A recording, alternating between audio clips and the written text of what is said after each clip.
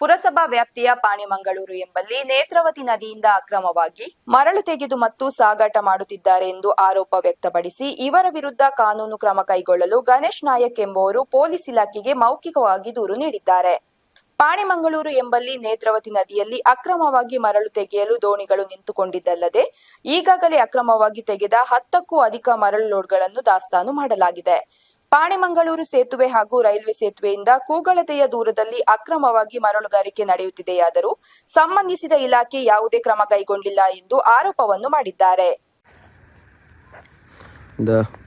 ഒരു ലോഡ് പൊയ്യെടുത്തരാ റബ്ബ നോക്കൂ കണ്ടല്ലേ ഒരു വാട പിന്നെ കൂടൊന്നു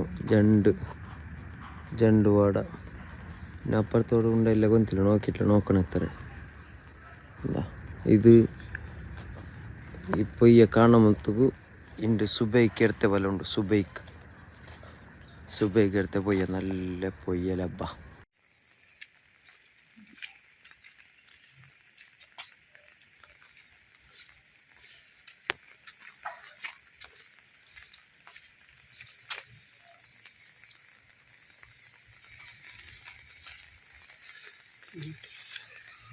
Thank you.